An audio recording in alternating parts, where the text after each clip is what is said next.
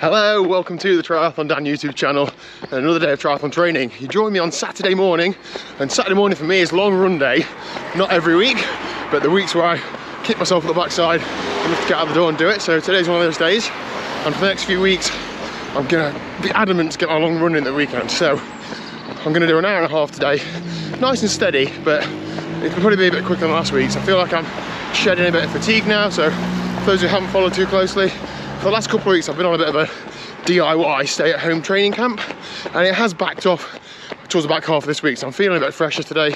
My heart rate is pretty high, which is good because I feel like that shows I'm shedding fatigue and feeling a bit fresher.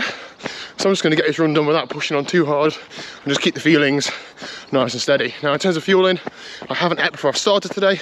Digestion routine, I did have some Power Bar Cola caffeine chews just before I started. That's about 50 grams of carbs. I've got about 20 grams of carbs in a drink here, and then I've got a gel, which I'm probably going to have about 30 to 35 minutes into this run, which is only in about 5 minutes or so, just to practice fueling on the go, particularly on the run. A lot of my training is 4 to 5 minute run sessions, so I don't really take on any fueling, so I need to get into the habit of fueling before I start triathloning in a few weeks. But yeah, feeling good. Hoping just to tap this out without any dramas, without any key intervals or anything. Those will start from next week. Let's get plodded on that. See you a bit later on into the run. I wake up, flex, thumb down, now check. No drip, this wet. Tell them run it up. No sleep, no rest. Might crash, might wreck, but first I stretch. Tell them run it up. I wake up, flex, thumb down, now check. No drip, this. What I tend to do is have a gel at the same spot on the long run, because I know there's a long downhill here, easier to get it down, and there's often some bins out on the street, so I can borrow somebody's bin and put a gel wrapper in.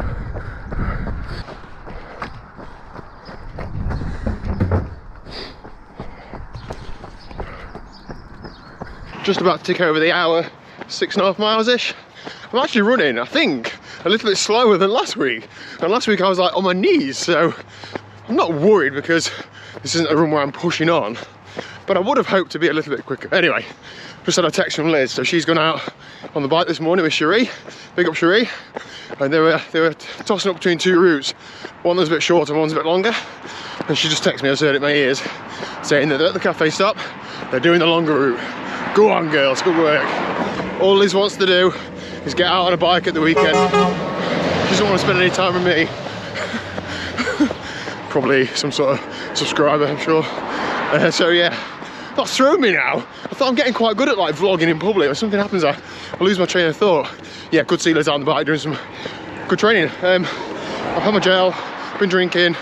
An hour in, I'm gonna see what time I want when I get near home and see how I feel. I don't need to do an hour and a half, but somewhere around there will be fine.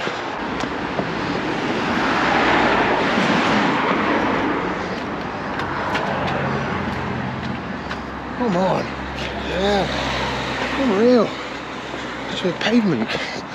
Run done and dusted, sats on screen, an hour and a half, just over 10 miles. The last 20 minutes, my legs were aching a bit. I can feel it now, but that's running, isn't it?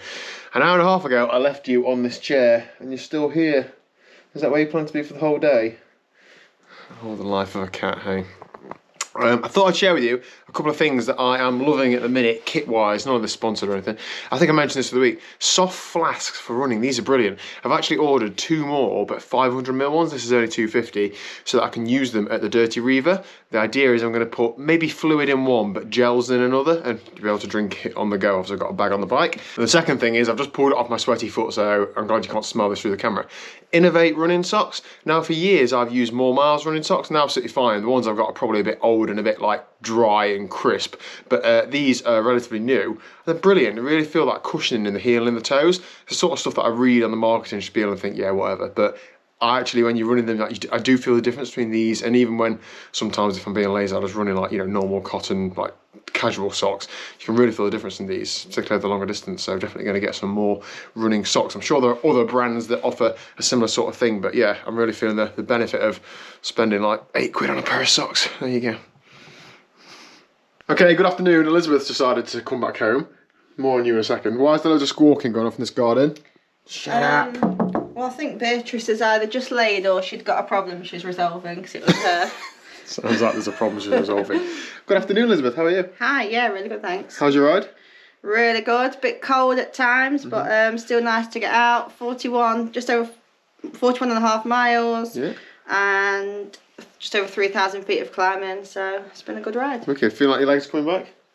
Yeah, till near the end, and then they remind me that they're hurting a bit. Doesn't help, there's a few hills on the way back, isn't there? Yeah, well, we've had some good climbs today. We went from Balpa all the way up to Wirksworth. That's, what was that, about 2.8 miles or something, or maybe a bit further, actually. Or 3.8, I can't remember now. And then we went from the bottom on the A6 all the way up to Crouch, so that's always a good climb as well. That's over a mile long. And then come back up sort of Riley Lane and Pentridge way, so yeah. Well done. One day I'll get you a jacket where the zip's actually straight. Is that like an off-cut? It's meant to be like this. I know it is. So, that's just reminding me, there's a pony there. Elizabeth, what happened, was it yesterday, the day before? Day before. You ran out of the house for some reason. I didn't even really clock it, did I, to be honest? I just sort of ignored you. And about 20 minutes later you were back, and what happened? Half an hour. Was it? Longer than that. I was out on the back doing the chickens as usual, and four horses went full pelt gallop along the public footpath down there. And I knew there weren't any from this little bit here. I knew they were from further down. I thought, well, they've already galloped along a road to get to that point where they are. And I straight away messaged the lady that I always message if ever there's loose horses around here, because most of them are hers, but these ones weren't on this occasion. And I thought, I can't continue what I'm doing. I'm going to have to go out onto the road, because they were absolutely on a mission. I thought if they go round and come out onto the road, we've stuffed it. So anyway, as I left our cul-de-sac, they were coming flying down the middle of the road. So I shouted to this random man that was walking past. I was like, can you help me? We've got to try and stop them. He said no, see you later. And he said he knew the husband of the person I'd been contacting. So he rang him. I started ringing the lady that I always contact.